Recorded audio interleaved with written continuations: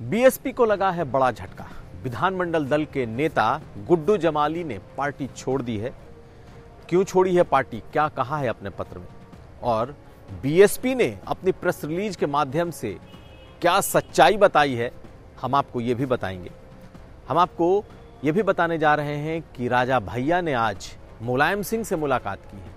क्या है इस मुलाकात के मायने, और साथ साथ अखिलेश यादव और जयंत चौधरी के बीच अब सब कुछ तय हो चुका है और दोनों पश्चिमी उत्तर प्रदेश में एक बड़ी रैली की तैयारी भी कर रहे हैं। नमस्कार, मैं हूं कुमार अभिषेक, आप देख रहे हैं यूपी तक और हम हाजिर हैं अपना न्यूज शो आज का यूपी लेकर। बीएसपी को एक के बाद एक झटके लग रहे हैं। आज बीएसपी के विधानमंडल दल के नेता और मुस्लिम चेहरे शाह आलम उर्फ गुड्डू जमाली ने विधानमंडल दल के नेता और दूसरे पार्टी के अहम पदों से इस्तीफा दे दिया है। यह अचानक से आया हुआ इस्तीफा है और चौंकाने वाला है, क्योंकि अभी तक ऐसी कोई सुगबुगाहट नहीं थी कि गुड्डू जमाली बीएसपी छोड़ देंगे। आजमगढ़ के मुबारकपुर सीट से 2 बार विधायक रह चुके हैं और इस बार उन्हें मायावती ने विधानमंडल दल का नेता बनाया था। लेकिन आज अचानक ही उनका एक पत्र सामने आया और उन्होंने पार्टी के सभी पदों से इस्तीफा दे दिया। उन्होंने अपने लेटर में लिखा है कि वो भारी मन से इस्तीफा दे रहे हैं। मायावती ने उन्हें 2 बार विधायक बनाया और 1 बार सांसदी लड़ाई, इसके लिए वो उनके आभारी हैं। लेकिन पिछले दिनों जब उनकी मुलाकात मायावती से हुई तो मायावती का उनके ऊपर विश्वास नहीं दिखा और उन्हें लग रहा था कि विश्वास डिग चुका है, इसलिए वो पार्टी का ये अहम तमाम पद वो छोड़ रहे हैं। ऐसा गुड्डू जमाली ने अपने पत्र में आज लिखकर एक तरीके से पार्टी छोड़ दी। लेकिन जैसे ही गुड्डू जमाली के इस्तीफे की चिट्ठी सामने आई, कुछ देर बाद बसपा की तरफ से दूसरी चिट्ठी आई और बीएसपी सुप्रीमो के हवाले से इस चिट्ठी में यह कहा गया कि दरअसल पार्टी छोड़कर जाने की वजह यह नहीं कि उनसे पार्टी का विश्वास हिला है, बल्कि यह है कि उनके कंपनी में एक लड़की काम करती थी और उस लड़की ने गुड्डू जमाली पर कई तरह के संगीन आरोप लगा रखे थे। उनके ऊपर पुलिस में मामला दर्ज था और वो चाहते थे कि मायावती इस मामले में उनकी मदद करें। मदद इस तौर पर करें कि वो सरकार से मदद कराकर उनका केस खत्म कराएं। उस प्रेस रिलीज में यह भी कहा गया है कि मायावती ने उन्हें कह दिया था कि अगर आपको न्याय नहीं मिलता तो आप अदालत की शरण में जाएं, और जब ये नहीं हुआ तो उन्होंने पार्टी के पदों से इस्तीफा दे दिया। बीएसपी ने अपनी तरफ से साफ कहा है कि वजह सिर्फ और सिर्फ यही है, इसके अलावा और कुछ नहीं। लेकिन एक बात और, इस्तीफे के बाद कयास ये अब लगाए जा रहे हैं कि वो भी, यानी कि शाह आलम उर्फ गुड्डू जमाली, अब समाजवादी पार्टी का रुख करेंगे। समाजवादी पार्टी इस वक्त बीएसपी के बड़े नेताओं का हॉट डेस्टिनेशन बना हुआ है। 9 विधायक पहले भी छोड़कर जा चुके हैं, जिसमें से 8 ने समाजवादी पार्टी का दामन थाम लिया था और अब ये गुड्डू जमाली की बारी है। दरअसल पॉलिटिकल सर्किल में चर्चा इस बात की है कि जो भी बसपा के मुस्लिम कैंडिडेट हैं या दूसरे कैंडिडेट हैं, ज़्यादातर लोगों को लग रहा है कि उनका भविष्य सपा में ज़्यादा सुरक्षित है, क्योंकि उनकी बिरादरी और उनके समाज का वोट समाजवादी पार्टी की तरफ रुख कर रहा है। और ये भगदड़ की एक बड़ी वजह समझ में लोगों के आ रही है। अब देखना यह है कि बसपा इस तरीके के लगातार हो रहे झटकों से कैसे उबर पाती है। चलते हैं अगली खबर की तरफ। आज एक और तस्वीर सामने आई और ये तस्वीर थी रघुराज प्रताप सिंह उर्फ रज्जू भैया की मुलायम सिंह यादव के साथ मुलाकात की। रज्जू भैया ने आज मुलायम सिंह के घर जाकर उनसे मुलाकात की।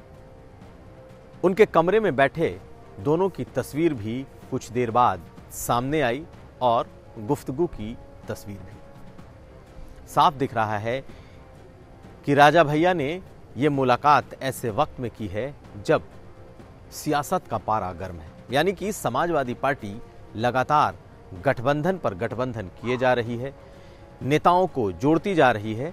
ऐसी स्थिति में आज की मुलाकात भी बेहद अहम है। हालांकि राजा भैया ने मुलाकात के बाद पत्रकारों से ये कहा कि ये महज एक शिष्टाचार मुलाकात थी और मुलायम सिंह यादव जैसे नेताओं से मिलना उनका सौभाग्य रहा है और काफ़ी लंबे समय से उन्होंने उनका कुशलक्षेम नहीं पूछा था, इसलिए आज उन्होंने मुलाकात की। पहले सुन लीजिए क्या कह रहे हैं राजा भैया अपनी इस मुलाकात के बारे में, फिर हम आपको बताएंगे कि इसके सियासी मायने हैं क्या। होती रहती थी, कोविड के कारण उसमें व्यतिक्रम आया नहीं हो सकती और हर जन्मदिन पे हमेशा आते रहते।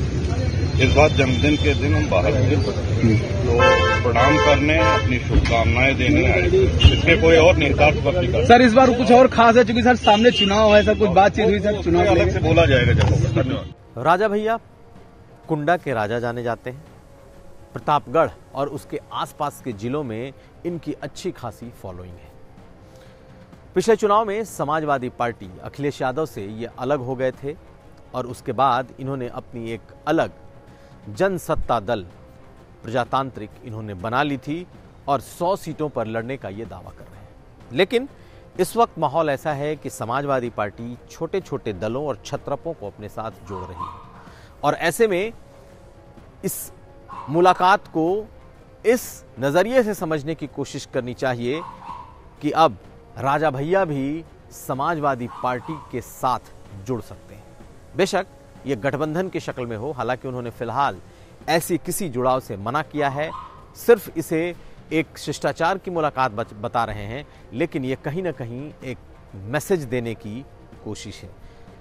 अखिलेश यादव से उनके संबंध खराब हो चुके थे और शायद संबंधों को दोबारा से स्थापित करने, पुनर्जीवित करने की ये कोशिश देखी जा रही है कि उन्होंने आज मुलायम सिंह यादव से मुलाकात की है।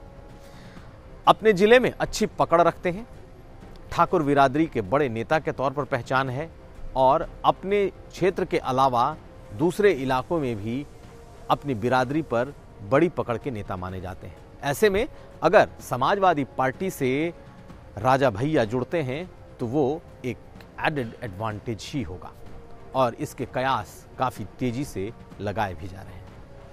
अब अगली खबर। समाजवादी पार्टी और आरएलडी के बीच का गठबंधन पुख्ता हो चुका है।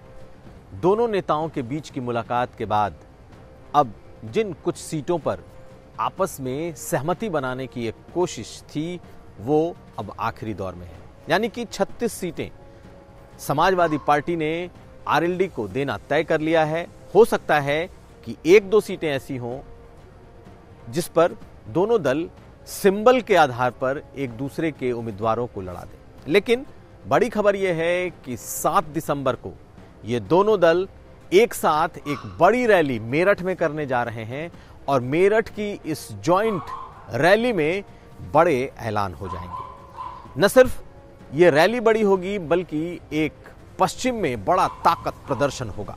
मेरठ इसलिए क्योंकि मेरठ मुस्लिम और जाट दोनों के लिए वो ऐसा केंद्र है जहां से न सिर्फ ये दो बिरादरियां बल्कि उस इलाके के किसान और खेतीहर मजदूरों तक अपने संदेश भेजे जा सकते हैं। पश्चिमी इलाके का मेरठ इनका केंद्र है और वहां पर एक बड़ी रैली करने की इन दोनों की जो योजना है आज सामने आ गई। उस बड़ी रैली में बहुत कुछ साफ हो जाएगा। उसके पहले लगभग ये चीजें तय हो जाएंगी कि किन किन सीटों पर आरएलडी चुनाव लड़ेगी। सहारनपुर, मेरठ, मथुरा, बागपत, आगरा, कई ऐसी सीटें हैं जहां पर कई सीटें आरएलडी लड़ने जा रही है और कुछ जिलों की तो लगभग पूरी की पूरी सीटें आरएलडी को मिल सकती हैं। ऐसी स्थिति में 7 दिसंबर की इस रैली पर तमाम राजनीतिक दलों और विश्लेषकों की नजर होगी कि आखिर इन दोनों का गठबंधन पश्चिमी उत्तर प्रदेश में 2022 के चुनाव में कैसा गुल खिलाएगा। तो ये था आज का यूपी। हम फिर हाजिर होंगे, तब तक आप देखते रहिए यूपी तक।